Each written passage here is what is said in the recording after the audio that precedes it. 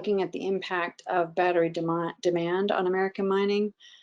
If you're looking at in battery demand, we're looking at things like cobalt, nickel, lithium, which are all currently listed on the US critical minerals list. What is a critical mineral? It's either scarce, or we're highly reliant on it, or highly dependent on the international supply chain for this particular mineral. So when you're thinking of things like nickel, cobalt, and lithium, the Chinese have a great deal of capacity to refine these minerals into a battery quality product. So lithium is currently produced in South America via Salars, and then you've got Western Australia via spodumene. That's where you're getting your lithium sources, and these companies are either part owned by Chinese, or they'll actually ship their mineral concentrate over to China, where it's refined into battery grade lithium hydroxide or battery grade lithium concentrate, accepting the same again for cobalt and for nickel. So the impacts of these battery demands highlight just how reliant the US is on international supply chains.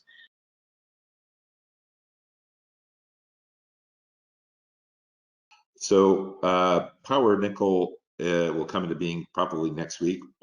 It'll change from Chilean Metals to Power Nickel. Reason why the change is we've acquired a very interesting battery metal project in James Bay in Quebec. It's got a historical resource, almost 3 million tons of high-grade nickel, cobalt, copper, and palladium. About a 50-20-20-10 revenue split. Very interesting. Very unusual to be able to get a later stage project like this, so that's why we jumped on it. The interesting in that, you can't really see it here, but that little black dot, just one small dot, that represents the 3 million tons, and the strike length is open and open at depth as well. So for comparison purposes, probably have to get to 10 million tons to be a mine, and there's many such developments like this in the world. So we think there's a very good chance we can get there. If we can go to the next slide, that'd be great. We did a comparison. We looked at our project, and we looked at another project in the nickel sulfide space called Talon Metals and Palladium 1. Very similar, sort of grades, really. And we looked at, what was their success per meter drilled in terms of exploration. And when you did the math, it's a statistic. It's something to look. It's not the end all be all. But what it showed is that from a perspective, they had a lot of drilling in Talon, and they obviously created a lot of value. $354 million market cap now, but about 41,000 per meter drilled or so. Palladium 1 around somewhere in the mid 55s when you average them out based upon the spot or price curve, and we're around 90. So what that shows is that our project is highly prospective, just the type of thing you'd like to see in a junior exploration. And obviously, our market cap at 14, a lot of growth possibilities there. So we think we're on the verge of some exciting stuff, and we're really pumped about the next program.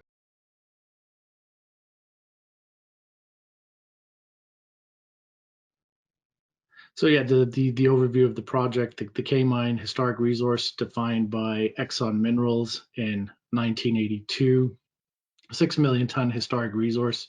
1982, the grades were considered marginal, but today quite high grades relative to other deposits.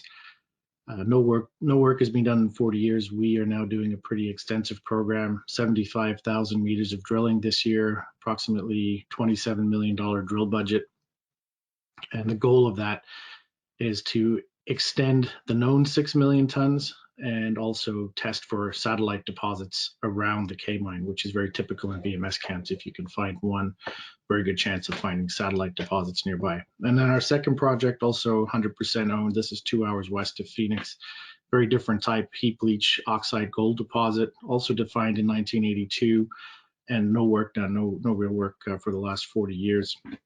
It's not a focus at the moment, but we see a lot of potential there for that 1.5 million ounces to grow substantially, both at surface and at depth. And we are right now doing metallurgical testing to confirm that it's recoverable and that it's worth pursuing. And we should have those results fairly shortly.